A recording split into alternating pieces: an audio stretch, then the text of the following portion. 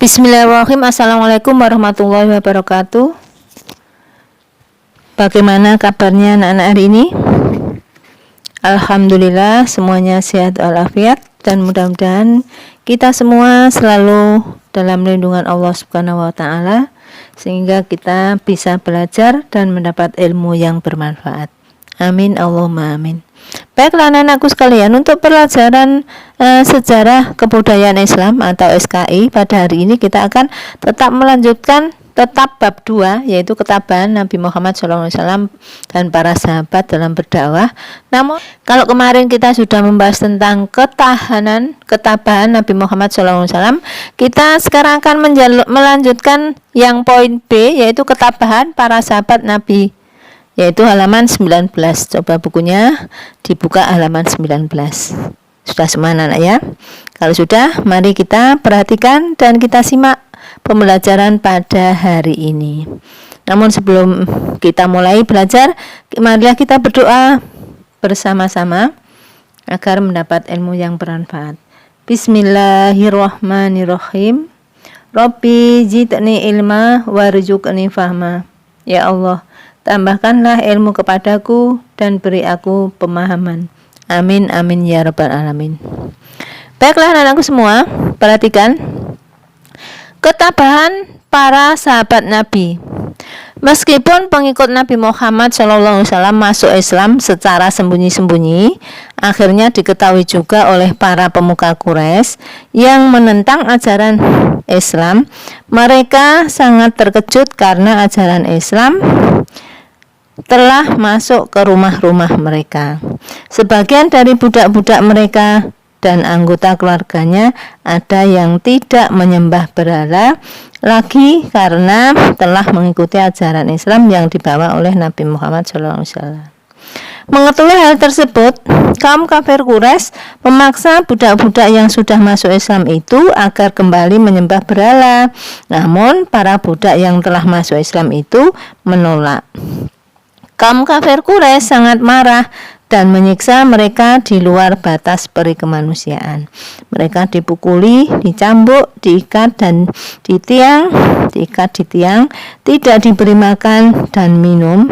Ada juga yang telentangkan di atas pasir yang panas dan dadanya diimpit dengan batu yang besar. Bagi kaum muslimin yang telah mendapat hidayah Allah Subhanahu wa taala, meskipun berat siksaan yang diderita tidak akan dapat menggoyahkan keimanan mereka. Semakin berat siksaan yang mereka alami, semakin kuat keimanan tertanam di dalam hati mereka. Begitulah keteguhan hati yang sahabat Nabi dalam mempertahankan akidah Islam. Mereka lebih baik mati daripada menjadi kafir kembali atau murtad, sebagaimana yang dilakukan oleh Bilal bin Rabah dan Amr bin Yasir. Sudah jelas ya, sampai kita lanjutkan. Berikut ini adalah kisah para sahabat Nabi Sallallahu Alaihi Wasallam yang menjalani siksaan dari kaum kafir Quraisy. 1. Abu Bakar As-Siddiq. Ketika sedang berdakwah, beliau pernah dikeroyok dan dipukuli hingga sakit parah.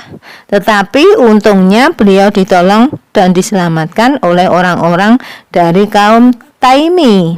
Demikian juga kalau beliau melakukan dakwah di mana-mana, selalu mendapat gangguan dari orang-orang kafir Quraisy, seperti dilempari kotoran dan beberapa gangguan lainnya.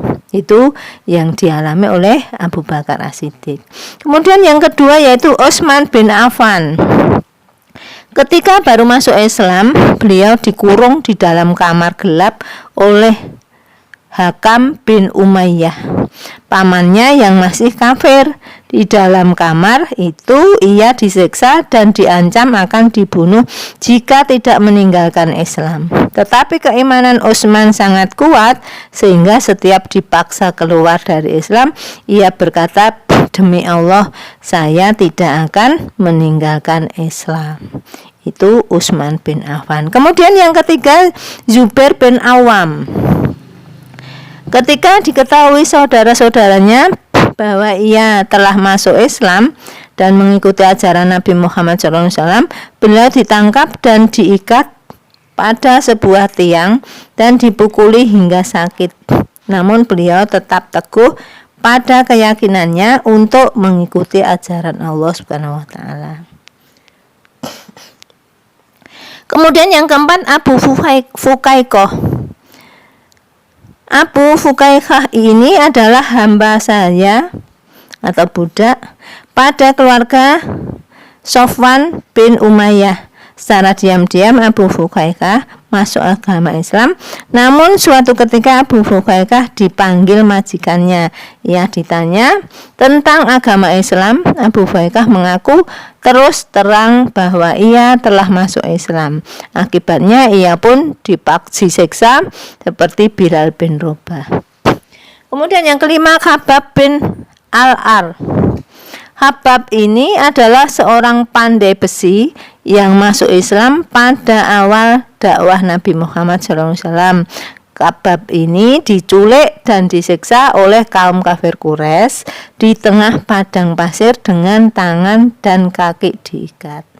Kemudian Labibah ini seorang wanita hamba saya dari Bani Muhammad bin Habib. Karena memeluk agama Islam, ia disiksa oleh kafir Quraisy termasuk Umar bin Khattab sebelum masuk Islam. Untunglah penderitaan itu diketahui oleh Abu Bakar. Labibah ditebus dan dimerdekakan. Kemudian yang ketujuh, Suhail bin Sinan. Suhail bin Sinan ini adalah tawanan perang yang dijual sebagai budak kepada bangsawan Quraisy. Namun kemudian dimerdekakan oleh majikannya. Setelah bebas, ia masuk Islam dan ikut belajar agama Islam kepada Nabi Muhammad SAW di rumah Arqam bin Abi Arqam. Mengetahui Suhail masuk Islam, maka orang-orang kafir Quraisy menangkap dan menyiksanya. Karena tidak tahan dengan siksaan itu, maka Suhail membebaskan diri dengan cara menyerahkan seluruh hartanya sebagai tebusan. Demikianlah berbagai tekanan, penganiayaan serta kebencian kaum kafir Quraisy kepada para sahabat Nabi Muhammad SAW. Namun semua itu tidak menyurutkan keimanan kepada Allah Subhanahu wa taala. Sebaliknya mereka bertambah teguh dan kuat dalam mempertahankan keyakinannya bahwa tidak ada Tuhan yang wajib disembah selain Allah Subhanahu wa taala. Apakah kamu bisa mengikuti jejak mereka? Bagaimana, Nana?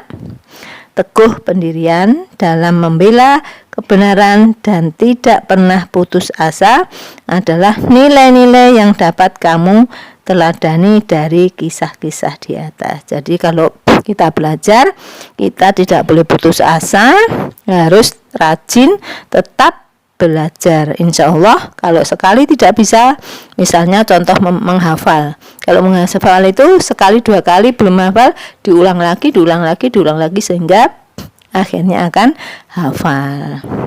Sudah sampai di sini ya anak-anak, sudah jelas anak-anak sampai di sini ya. Kalau sudah jelas pelajaran SKI hari ini, Bu Guru akhiri sampai sini dulu. Assalamualaikum warahmatullahi wabarakatuh.